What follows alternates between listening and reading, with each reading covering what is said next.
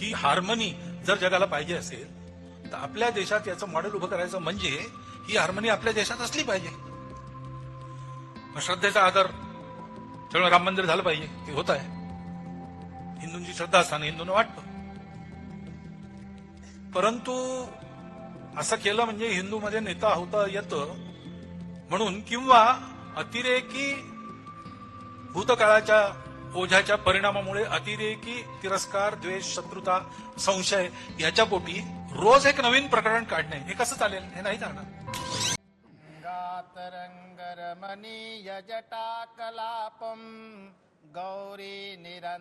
दोस्तों, आज का डिबेट सबसे अलग है. पूरा वीडियो जरूर देखें. आइए देखते हैं. मोहन भागवत के बयान पर क्यों छोड़ा है घमासान? नारायण प्रियमनंगमदापहारम वाराणसी पुरपतिम भज विश्वनाथम. हम सभी संतों ने हाथ जुड़ करके प्रार्थना किया था मुस्लिम समाज से कि हमें अयोध्या, मथुरा और काशी दे दीजिए, मात्र 3 जगह जहां जबकि 4000 हमारे मंदिर को तोड़ करके मस्जिद बनाई. बात तो सही है. गई थी, लेकिन इन लोगों ने नहीं माना. हमारी जो अयोध्या में मंदिर बनी है वो कोर्ट के आदेश के द्वारा, इसलिए भाईचारा इन्होंने नहीं निभाया. इसलिए हम लोगों ने उसी समय कहा था कि अगर आप 3 मंदिर आप हमें नहीं देते हैं तो 4000 मंदिर जहां मंदिर को तोड़ के मस्जिद बनाई गई है वो हम लेकर के रहेंगे. हर हर महादेव. देखिए, एक बात तो मैं समझ में आया जो पूजनीय सरसंघ चालक जी ने जो कुछ कहा. एक तो बात यह कि अगर कोई ग्रंथ की बात होती है या पूज्य संतों की बात हो या पूजनीय सरसंघ चालक जी जो हमारे एक देश के दुनिया रुको जरा, सब्र करो, के सबसे बड़े एनजीओ के प्रधान हैं, उनकी बात को समझने के लिए भी बेसिकली बहुत एक डिटेल कंटेक्स्ट पूरा देखना चाहिए अपने को. सिर्फ राजनेताओं की तरह से एक लाइन उसमें से पिक एंड चूज करके और उसको ब्लास्ट कर देना मुझे लगता है ठीक नहीं है. हमें देखना पड़ेगा आखिरकार किस संदर्भ में कहां पर क्या बोला जा रहा है.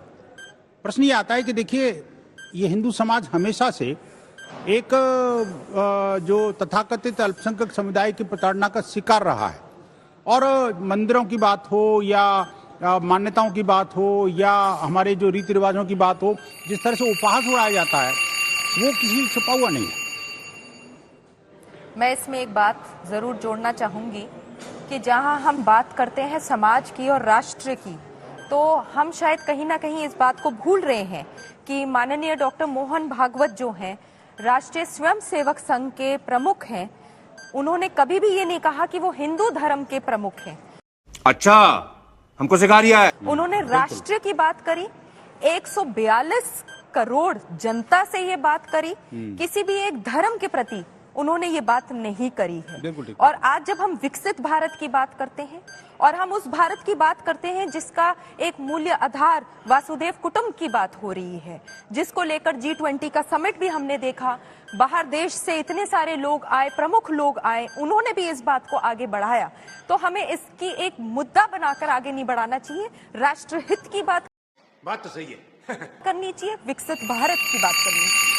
हमारा कहने का तात्पर्य ये है कि एक बार नारद जी ने भगवान को श्राप दिया तो पार्वती जी कहती हैं शिव जी से कि नारद जैसा प्रबुद्ध व्यक्ति जो संसार का सबसे बड़ा विद्वान है और उसमें पत्रकार भी थे, कि भगवान के प्रति ऐसा बात किया तो महेश जी ने हंस दिया, भगवान भोले ने हंस दिया और कहा बिहसी कहीं महेश तब ज्ञानी मूढ़ न को, जब जिसको रघुपति करही तावह तस विधि हो. जिसको भगवान जैसे बना देता है वो बन जाता है. उमा दारू जो सिद्ध की नाई सब ही नचावत राम गोसाई. हो सकता है कि उस समय मोहन भागवत जी को मति भ्रम हो गया हो, तो क्या है, अगर बात जुबान से निकल गई है तो उसको वापिस भी ले सकते हैं. देखिए, इस बात को समझना बहुत जरूरी है कि हम जब एक राष्ट्रीय स्वयंसेवक संघ की जब बात करते हैं, बात तो सही है.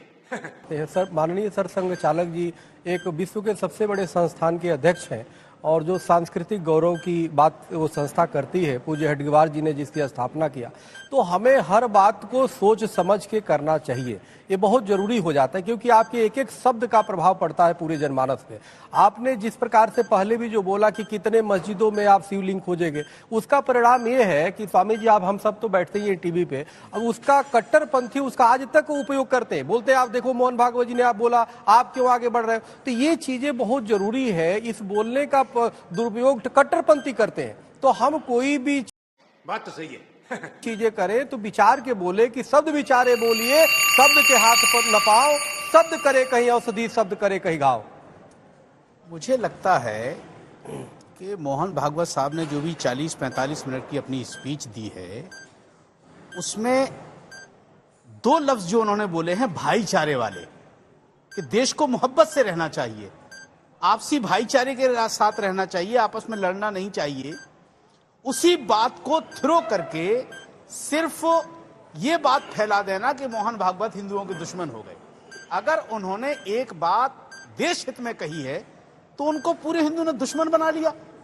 देखिए अपना टाइम कर लें। बोलिए।